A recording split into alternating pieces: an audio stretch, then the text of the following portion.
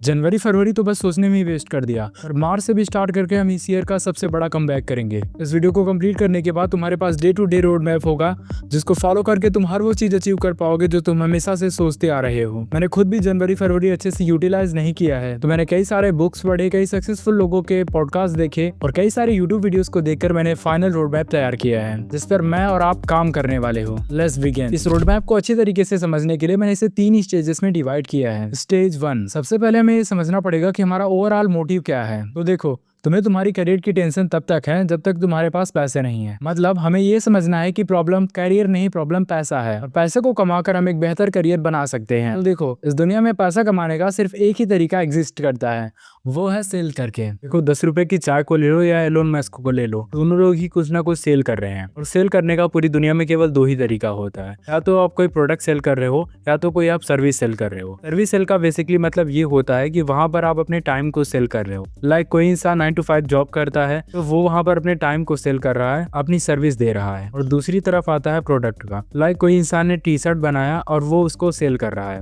इसे हम कहते हैं प्रोडक्ट सेल। तो देखना यह है कि कोई इंसान अगर सर्विस कर रहा है तो उससे वो जो पैसा कमाएगा वो बस उसी के साथ ही रह जाएगा। और दूसरी तरफ प्रोडक्ट को ले तो किसी ने अगर एक प्रोडक्ट बना लिया तो वो जनरेशन वेल्थ में चला जाता है। मतलब ये है कि उसकी आने वाली पीढ़ियां भी उस प्रोडक्ट को सेल करके पैसा कमा सकती हैं। तक आपने आइडेंटिफाई कर ही लिया होगा कि आप किस मेथड से पैसा कमाने वाले हो। और कुछ एक्शन लेने से पहले तुम्हें एग्जैक्टली ये तो पता होना चाहिए कि तुम अभी किस जगह स्टैंड आउट कर रहे हो। देखो, एक इंसान 4 चीजों पर काम करके किसी भी सिचुएशन से बाहर निकल सकता है। अब हम मूव करते हैं स्टेज नंबर 2 पर। स्टेज 2 पर आते ही 90% लोग इसको स्किप कर देंगे और तुम्हें थोड़ी भी सेल्फ रिस्पेक्ट बची है, थोड़ी भी विल पावर बची है तो इसको कंप्लीट देखना और इनका आंसर भी लिखना। मैंने खुद भी इन क्वेश्चन का आंसर लिखा है। एनवायरमेंट, क्वेश्चन नंबर 1, तुम जिन लोगों के आसपास रहते हो क्या वो तुम्हें बेटर बना रहे हैं या तुम्हें बस वैसा ही रख रहे हैं जैसा तुम अभी हो। क्वेश्चन 2, क्या तुम जिस रूम में रहते हो वो किसी सक्सेसफुल इंसान का रूम लगता है या बस वो डिस्ट्रैक्शन से भरा हुआ है। क्वेश्चन नंबर 3, आप जो ऑनलाइन कंटेंट कंज्यूम कर रहे हो क्या वो आपको आगे बढ़ा रहा है या बस आपको पीछे ही ढकेलता चला जा रहा है। अब तक अगर इन 3 क्वेश्चन का आंसर लिखा होगा तो आपको पता होगा कि आप एग्जैक्टली इस तक क्यों हो और आपको कहाँ काम करने की जरूरत है। हैबिट, इस सेक्शन में भी आपको 3 क्वेश्चन के आंसर लिखने हैं। क्वेश्चन नंबर 1, ऐसी कौन सी 3 आदतें हैं जिनको तुमने मार्च से स्टार्ट करके दिसंबर तक किया तो वो आपको सफल बना देंगी। क्वेश्चन नंबर 2, और ऐसी कौन सी 3 आदतें हैं जिनको तुमने अभी नहीं छोड़ा तो तुमको कम्प्लीटली बर्बाद करके रख देंगी। क्वेश्चन नंबर 3, या तुम्हारी आदतें तुम्हारा फ्यूचर डिसाइड करेंगी या तुम्हारा कंफर्ट जोन। अब तक आपने उस हैबिट को आइडेंटिफाई कर ही लिया होगा जिस पर तुम्हें काम करना है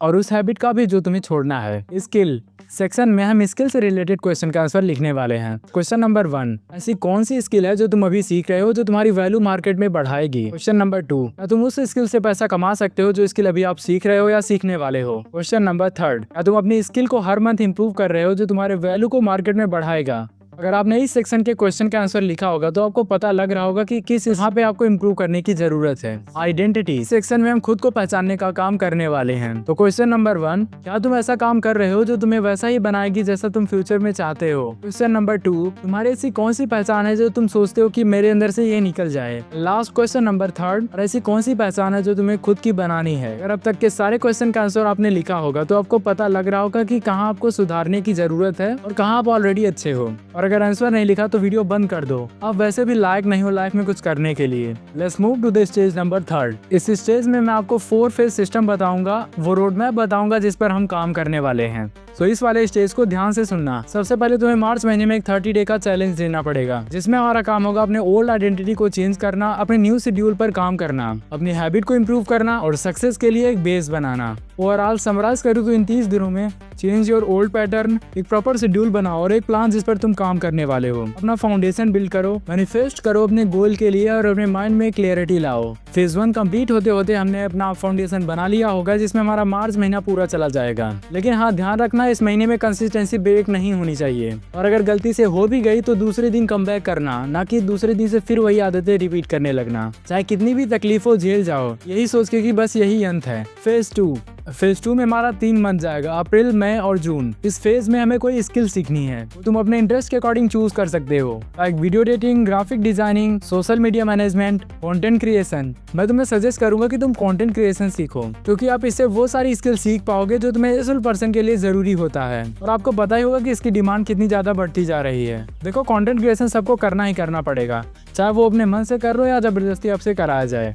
तुम्हें तुम्हारे स्किल का 30% चीजें अप्रैल महीने में सीखनी होगी। मई में हम 60% सीख चुके होंगे और जून महीने तक हम 0 से इंटरमीडिएट लेवल तक अपने स्किल में पहुंच चुके होंगे। जून में हमें अपने स्किल का 90 से 95% भाग कवर करना पड़ेगा और अब से स्टार्ट होगा हमारा सबसे most important phase number 3, skill monetise. इस फेज तक आते आते जो आपने स्किल 3 महीने में सीखा है उसे कंप्लीट मोनेटाइज करना पड़ेगा। इसके लिए हम एक 90 दिन का चैलेंज लेंगे जिसमें हमारा जुलाई, अगस्त और सितंबर मंथ जाने वाला है। तुम्हें 90 दिनों में अपनी पूरी ताकत लगानी पड़ेगी जो स्किल आपने सीखा उसको मोनेटाइज करने के लिए। अक्टूबर का वो पहला सप्ताह होगा जब हम एक स्किलफुल पर्सन बन गए होंगे, हमारी मार्केट में डिमांड होगी और हम एक अच्छी खासी अर्निंग कर रहे होंगे।